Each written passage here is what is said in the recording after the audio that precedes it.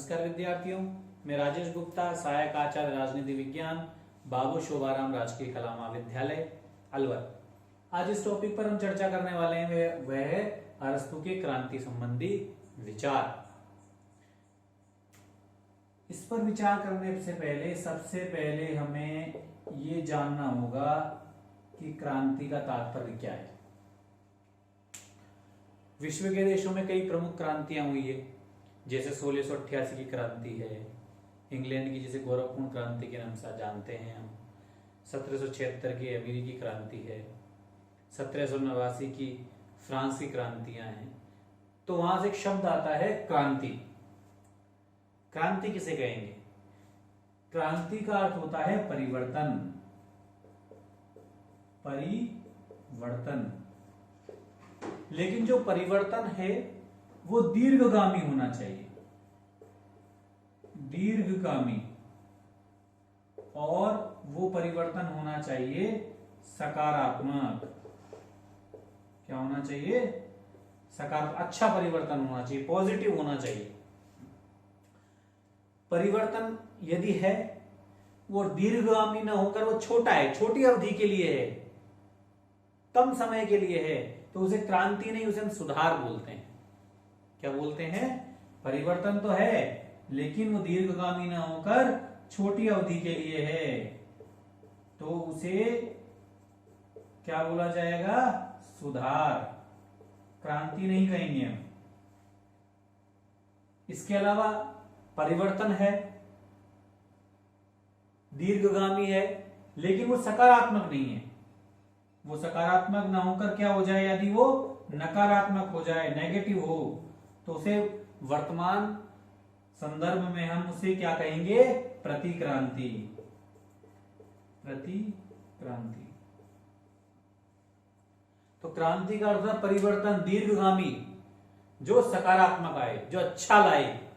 यदि परिवर्तन दीर्घगामी है, नकारात्मक है, तो प्रतिक्रांति कहेंगे। उदाहरण के लिए पाकिस्तान में जब परवेज मुशर्रफ जो सेना के जो शासक थे, सेना की बागडोर उनके हाथों में थी, उन्होंने जब शासन, जो सत्ता जिन लोगों के पास थी, उनको हटाकर जब वो वहां पर उन्होंने कामकाज संभाल लिया, उन्होंने शासन अपने हाथों में ले लिया, तो उसे हम क्रांति नहीं बोलेंगे, उसे क्या कहेंगे? प्रतिक्रांति कहेंगे। क्रांति का मतलब है शासन व्यवस्था में सकारात्मक परिवर्तन लाना, गुणात्मक परिवर्तन लाना, और वो दीर्घगामी हो। जैसे उदाहरण के लिए 1688 की इंग्लैंड की गौरवपूर्ण क्रांति, रक्तहीन क्रांति। बिना रक्तपात के इंग्लैंड में लोकतांत्रिक शासन की जो शुरुआत हुई वो 1688 की गौरवपूर्ण क्रांति से हुई। 1776 की अमेरिकी क्रांति, 1789 की फ्रांस की क्रांति। स्वतंत्रता, समानता और जो बंधुत्व के जो आदर्श मिले हैं वो हमें फ्रांस की क्रांति से मिले हैं। तो इनको एक क्रांति के नाम से हम संबोधित करते हैं। 1857 की भारत की स्वतंत्रता संग्राम की क्रांति, जिन्होंने भारत में स्वतंत्रता संग्राम की एक अलग जगाई, एक सकारात्मक संदेश दिया, एक दीर्घगामी ये परिणाम था जिसका हमें फल मिला। तो इस प्रकार ये क्रांति का अर्थ है। तो क्रांति का अर्थ हुआ दीर्घगामी परिवर्तन जो सकारात्मक हो। अब हम बात करते हैं अरस्तू के क्रांति संबंधी विचार पर। अरस्तू ने क्रांति के लिए स्टेटिस शब्द का प्रयोग किया है। यूनानी जो भाषा का इसमें शब्द चलते हैं, अरस्तू यूनानी विचारक है, और यूनान में क्रांति के लिए जो शब्द उन्होंने प्रयोग किया है वो स्टेटिस, और स्टेटिस शब्द का अर्थ होता है देशद्रोह या विनाश। देशद्रोह या विनाश। तो जो अरस्तू है वो क्रांति को अच्छा शब्द के रूप में प्रयोग नहीं करता। अरस्तू क्रांति को देशद्रोह या विनाश का पर्याय मानता है। अरस्तू ने क्रांति के लिए स्टेटिस शब्द का प्रयोग किया है और वो इसे देशद्रोह अर्थात विनाश के रूप में देखता है। वो क्रांति को अच्छी बात नहीं मानता, अच्छे शब्द के रूप में वो इसका प्रयोग नहीं करता। वो कहता है कि संविधान या सरकार में होने वाला हर परिवर्तन क्रांति है। संविधान या सरकार में होने वाला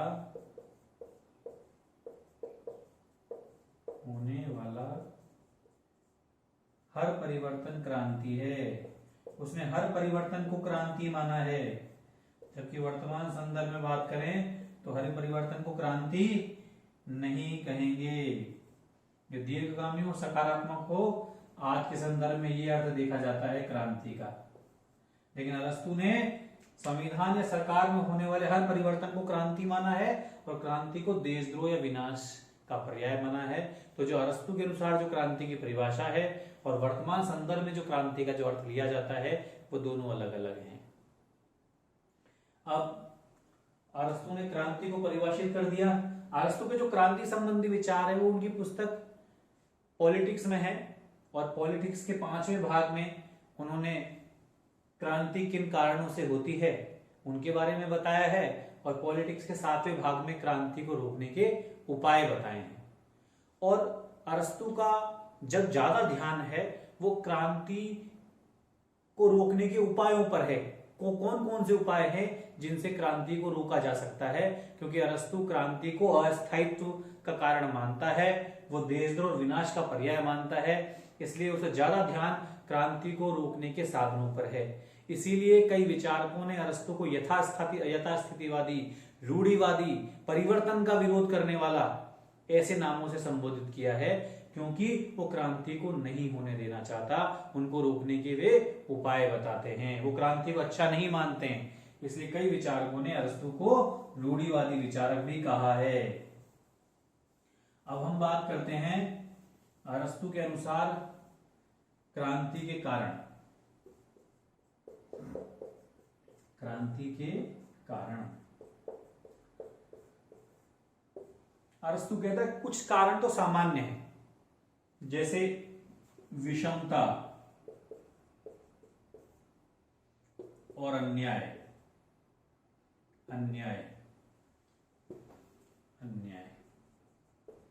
ये दो कारण सामान्य हैं। कोई भी व्यवस्था हो वहां पर यदि उस राज्य में, उस शासन में असमानता है, विषमता है, अन्याय है, तो वहां क्रांति की संभावनाएं ज्यादा हैं। इसके अलावा वो कुछ विशेष कारण भी बताते हैं। इन विशेष कारणों में जैसे शासक वर्ग में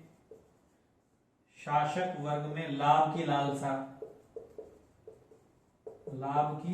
लालसा, भय, घृणा, भय, योग्य लोगों का अपमान और विदेशियों की उच्च पद पर नियुक्तियां,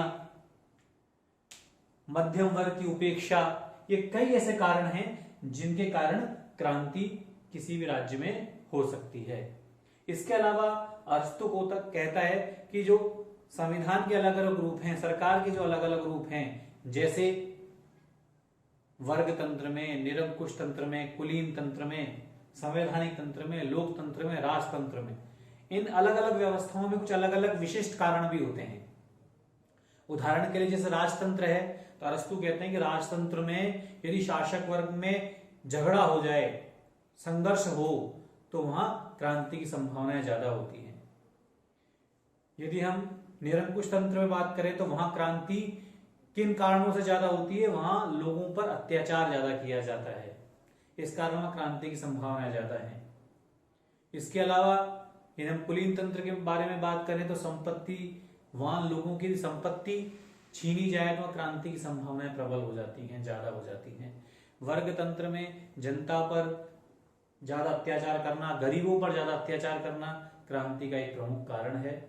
संवैधानिक तंत्र में वो कहता है कि मध्यम वर्ग की यदि उपेक्षा की जाए, उनको सही स्वरूप न मिले, उनकी उपेक्षा की जाए, उनको सही स्थान न मिले, तो वहां क्रांति की संभावनाएं ज्यादा है। और लोकतंत्र में जो वाकपटु लोग हैं, उनको जब ज्यादा प्रभाव मिल जाए, उनको ज्यादा शक्ति जब उनके हाथों में आ जाए, तो क्रांति की संभावनाएं ज्यादा होती हैं। और यदि इन कारणों को रोक दिया जाए विषमता, अन्याय को रोक दिया जाए, विषमता न हो, अन्याय न हो, शासक वर्ग में लाभ की लालसा को समाप्त कर दिया जाए, उस शासन में घृणा न हो, भय न हो, मध्यम वर्ग को विशेष स्थान दिया जाए, उनका अपमान न हो, योग्य लोगों का अपमान न हो, विदेशियों की उच्च पद पर नियुक्ति नहीं होनी चाहिए, शासक वर्ग जनता की भलाई के लिए काम करे, जनता के कल्याण के लिए काम करे, तो उस शासन व्यवस्थाओं में क्रांति की संभावनाएं बहुत न्यून हो जाती हैं। इसके अलावा जो विशिष्ट कारण बताए राजतंत्र में, उदाहरण के लिए जिस शासक वर्ग में फूट है तो वहां फूट नहीं होनी चाहिए।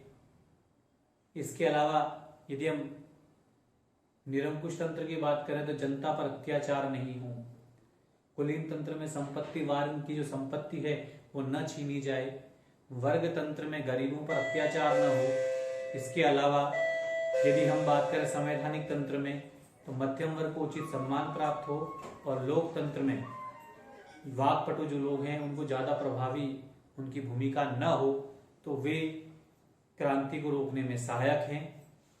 तो ये अरस्तु के क्रांति संबंधी विचार हैं, बहुत महत्वपूर्ण विचार हैं ये। और यहाँ पर जब क्रांति को रोकने के जब वो साधन बताता है अरस्तु, तो यहाँ पर कुशल चिकित्सक की भांति नजर आता है। अरस्तु के क्रांति संबंधी जो समाधान है, क्रांति को रोकने के जो समाधान बताए हैं, वो वास्तव में वैज्ञानिक हैं, व्यवहारिक हैं, लेकिन चूंकि क्रांति को वर्तमान समय में सकारात्मक दीर्घकालीन परिवर्तन के नाम से जाना जाता है, और अरस्तु ने उसे हर परिवर्तन को क्रांति के नाम से संबोधित किया है, और क्रांति को देशद्रोह पर्याय के नाम से भी माना है, समरूप माना है। इसीलिए कहीं न कहीं अरस्तु के क्रांति संबंधी विचार वर्तमान की क्रांति संबंधी जो धारणा है, अवधारणा है, उससे मेल नहीं खाते हैं। तो धन्यवाद, आभार, थैंक यू।